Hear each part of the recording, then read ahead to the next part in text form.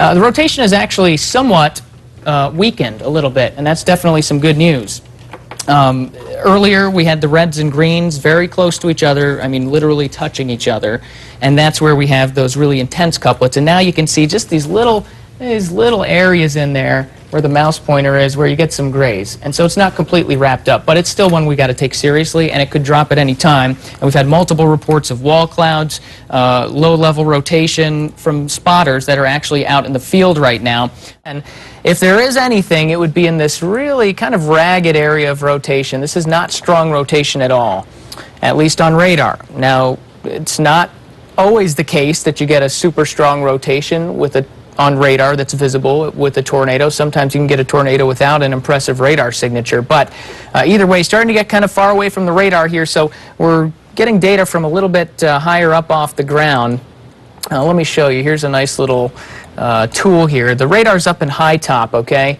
That's on the north side of the screen, pretty well up there to the north, and as you get farther and farther away, you're getting data from higher and higher up. So we're talking data from about 3,500 feet up in the air. One thing I wanted to do very quickly, can we go back to that tower cam shot? I know we're kind of going back and forth between things very quickly. I really appreciate your work back in the production room.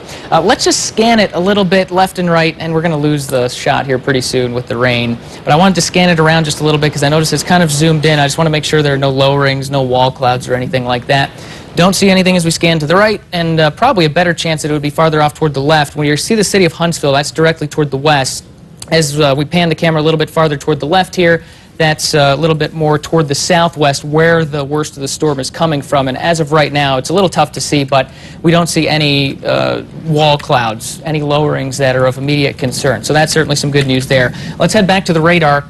Here is the storm that we're talking about. Again, the heaviest of the rain right now, it's between Huntsville and Madison. We still have a tornado warning that's in effect for northwestern Madison County, and if I'm not mistaken, that goes until, what, 4:45, I think? Yeah, 4:45. Let's take a peek at the velocities on here just to see if they've intensified at all.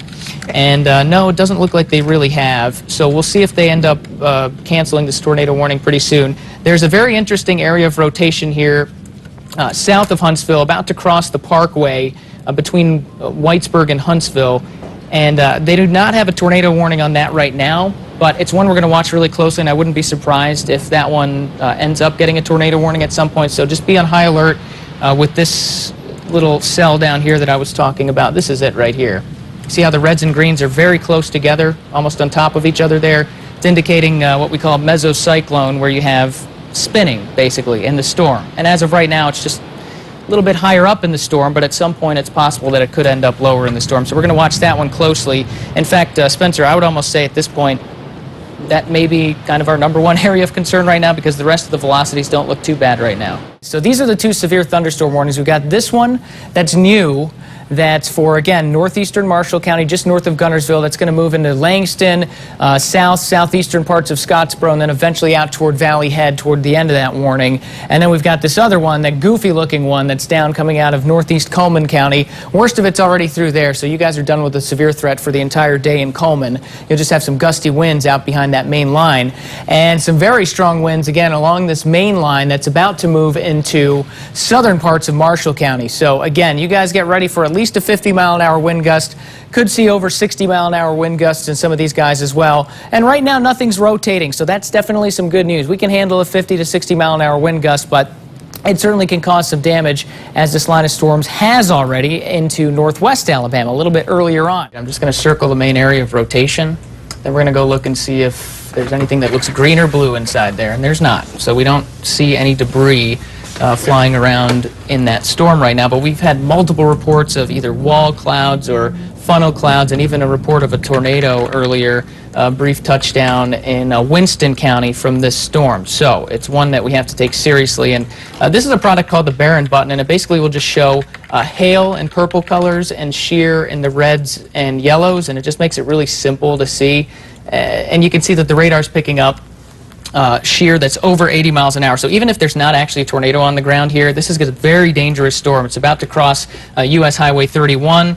between Flint City and Hartselle, and then eventually it'll head up toward areas just west of Somerville as well. Eventually it'll be up around the Tennessee River, up around Swancott, but of immediate concern, Flint City, if you live there, you need to take your tornado precautions right now. Now, I can tell you that the rotation that initially sparked this tornado warning has actually kind of moved outside of the tornado warning box up into Giles County, Tennessee, southern Giles County, Tennessee. Let me just kind of point this out to you, okay? Initially, the rotation was somewhere out in this area, and what it kind of did was it took a left turn, and it has actually now kind of ended up around the Prospect area. So you can see all this gray area here in between the greens and the reds. That's an indication that nothing is really tightly rotating. So I would imagine they're probably going to expire this tornado warning fairly soon, but of course we're going to stay with you until they expire it just to be safe. This is just a product called the Barron button, and it makes everything just really easy to see what are the main threats. Now, of course, we've got wind threat in both of these severe thunderstorm warnings, but we've also got a hail threat. There could be hail up to 1 inch in diameter headed into Coleman very soon, all right? But we're not concerned about a tornado, at least at the immediate time, down in the Coleman area, and that includes all of Coleman County. Now, as you get farther off toward the east, another storm that'll likely produce some pretty gusty winds. This one's just on the north side of Arab, headed into the Gunnersville area pretty soon, and that one could produce up to half-inch hail, which is not technically severe hail. That warning is mainly for damaging winds, but we've also got some strong winds, obviously, in this tornado-warned storm that's moving through Decatur right now, and those winds are definitely rotating as well. Let's go ahead and take a look at those. I will zoom in there, and you can see some very intense, heavy rain. You've got some inflow into the back of the storm here that you can see with some of those lighter colors on the reflectivity, some of those greens flowing into the backside of the storm, and that can aid in some of that rotation as well. Right now, the main rotation that had initially sparked the tornado warning is now north and east of Decatur. So we can give you the all clear if you're in the town of Decatur.